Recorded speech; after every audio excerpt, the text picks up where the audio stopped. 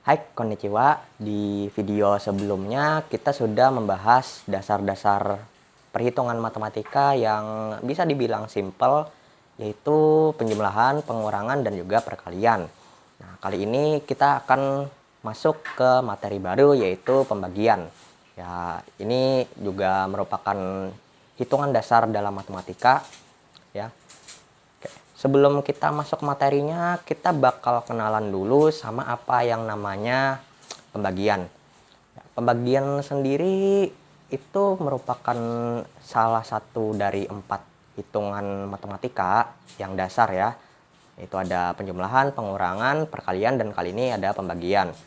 Nah, kalau dilihat-lihat dari urutannya ini, yaitu pembagian itu merupakan tingkatan yang paling sulit dan mungkin akan menjadi titik balik kalian buat entah itu menyukai atau membenci matematika. Emang sesulit itukah? Ya, kita lihat dulu. Ya, pertama kita mulai dari bentuk umum dari pembagian. Ya, untuk bentuknya itu ada dua. Maksudnya di sini ada dua tanda. Dia beda di tanda doang. Yang pertama itu kayak gini. Dan yang kedua itu kayak gini. Nah, ya, seperti yang dilihat dia beda tanda pembaginya doang. Yang ini pakai tanda titik 2 dan yang ini pakai tanda garis miring. Dengan A sebagai bilangan yang dibagi, B sebagai pembagi, dan C sebagai hasil bagi. Nah, di antara kedua tanda yang berbeda ini, mereka juga dipakai di situasi yang berbeda. Tapi ya, kalau aku rasa sih itu nggak terlalu masalah ya. Karena keduanya juga bisa dipakai di situasi yang sama juga. Tapi aku kasih catatan dulu kalau yang pakai titik 2 ini merupakan tanda yang paling sering digunakan. Sedangkan untuk yang pakai garis miring ini kalian bakal pakai paling banyak itu kalau ada hitungan pecahan. Dan sepertinya gitu aja sih untuk bentuk-bentuk dari pembagian. Oh iya, aku kasih catatan juga untuk yang pakai tanda titik 2 ini, dia bentuknya itu mirip kayak materi perbandingan. Ya, jadi ada dua materi yang pakai titik 2 ini. Yang pertama pembagian yang sedang kita bahas ini, dan yang kedua yaitu perbandingan. Ya, jadi kalian kalau nanti ketemu suatu soal gitu, kalian baca dulu ya, jangan kalian langsung kerjain aja. Soalnya ya seperti aku bilang tadi, tanda titik 2 ini juga dipakai di materi perbandingan. Tapi biasanya sih ya, antara pembagian dan perbandingan itu cara pengerjaannya itu beda jauh dan bentuk soalnya juga beda jauh. Jadi kalau kalian baca dengan teliti, jika kalian menemukan suatu soal, ya kalian aku rasa bisa langsung membedakannya. Baik, itu tadi untuk bentuk dasar dari pembagian. Lebih tepatnya tanda apa yang digunakan dalam pembagian dan bagaimana susunan pembagian itu sendiri. Kali ini aku bakal kasih tahu sedikit gambaran gimana kalian ngerjain pembagian. Untuk cara pengerjaan yang lebih rincinya kita akan bahas di video berikutnya. Jadi pembagian itu dia berhubungan dengan dua operasi dasar, yaitu pengurangan dan juga perkalian. Untuk pengurangan sendiri, hubungan pembagian dan pengurangan itu yaitu pembagian itu merupakan gimana ya bilangnya ya. Mungkin aku tulisin aja deh ya.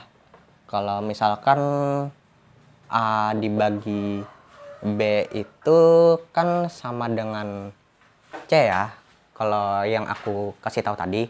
Nah, kalau kita hubungkan dengan pengurangan, berarti A dibagi B itu sama dengan A dikurang B, dikurang B, dikurang B, sampai B keberapa gitu.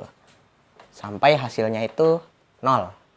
Nah, terus berapa banyak buah B yang digunakan untuk menghasilkan angka 0 ini, itu adalah C-nya atau hasilnya. Nah, mungkin agak ini ya, agak belibet ya sebenarnya. Oke. Aku misalkan dengan angka saja, misalkan 6 dibagi dengan 3. Nah, kalau kita pakai cara yang kayak gini yang berhubungan dengan pengurangan, 6 bagi 3 ini berarti 6 dikurang 3, kita kerjakan satu-satu lebih dahulu. 6 dikurang 3 kan hasilnya 3. Nah, terus kita sambung, 3 dikurang 3 sama dengan 0. Nah, berapa banyak 3 yang digunakan untuk mengurangkan 6 ini menjadi 0? Ada 1, ada 2. Berarti hasilnya adalah 2. Atau lebih tepatnya 6 dibagi 3 sama dengan 2. Cara ini merupakan cara yang paling dasar untuk mendefinisikan pembagian. Tapi paling dasar bukan tentu yang paling sederhana, karena cara ini nggak bisa digunakan di hampir semua kasus pembagian, karena cara ini kalau menurutku sih terlalu ribet ya, dan terlalu panjang juga. Tapi gak apa-apa, setidaknya kita tahu dulu kalau salah satu dasar dari pembagian itu seperti ini. Baik, itu untuk hubungan pembagian dan juga pengurangan. Sekarang kayak aku bilang tadi, ada pengurangan dan ada perkalian. Sekarang kita bahas hubungan pembagian dan juga perkalian. Hubungan antara pembagian dan perkalian sendiri itu lebih mudah untuk dijelaskan ya. Karena intinya saja, pembagian itu merupakan kebalikan dari perkalian. Ya, misalkan aku tulis satu perkalian dulu. Bentuk dasar perkalian itu kan A dikali B sama dengan C. Seperti yang kita pelajari pada materi perkalian. Nah, tapi kalau kita jadiin pembagian, ya, kayak aku bilang tadi, kebalikan dari perkalian ya, si pembagian itu C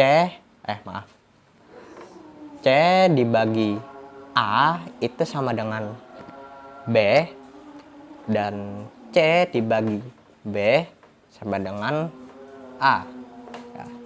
Jadi kita bahas dari perkaliannya dulu. Ini kan hasil kali. Hasil kali dibagikan dengan bilangan yang dikali, kita akan mendapatkan pengali. Sedangkan jika kita membagikan hasil kali dibagi dengan pengali, maka kita akan mendapatkan bilangan yang dikali. Kita misalkan dengan angka aja biar lebih gampang ya untuk penerapannya. Misalkan 2 dikali 3 ya. 2 dikali 3 kan hasilnya 6. Kalau kita menggunakan dasar yang kayak gini, bentuk yang kayak gini, berarti 6 dibagi ya, hasil dibagi bilangan yang dibagi, berarti 6 bagi 2 itu kita akan mendapatkan 3. Dan jika 6 dibagikan dengan 3, maka kita akan mendapatkan 2. Untuk hubungan antara pembagian dan perkalian ini, mungkin ini yang paling sering digunakan oleh guru-guru untuk menjelaskan konsep dasar pembagian. Dan ini yang paling mudah juga untuk dimengerti ya. Maka semua bilangan pembagian termasuk yang ada di dalam tabel perkalian itu bisa diterapkan konsep seperti ini. Dan mungkin untuk latihan awal buat materi pembagian, itu kalian cari tabel perkalian, terus kalian terapkan konsep seperti ini. Dan kalian ulang-ulang terus sampai ya kalian tahu gambarannya gitu lah ya. Oke, mungkin cukup sampai sini saja. Gak ada catatan, gak ada latihan, gak ada soal. Paling cuman yang aku bilang tadi, kalian cari tabel perkalian dan kalian terapkan konsep yang aku berikan di hubungan pembagian dan perkalian yang aku jelasin tadi. Untuk memahami pembagian, secara dasar. Yang paling mudah dan paling cepat ya kayak gitu. Untuk gimana cara ngitungnya pastinya kita akan bahas di video berikutnya, stay tune aja. Aku mungkin kasih gambaran dikit lah ya untuk gimana cara bukan nyelesain sih, cara ngitung pembagian.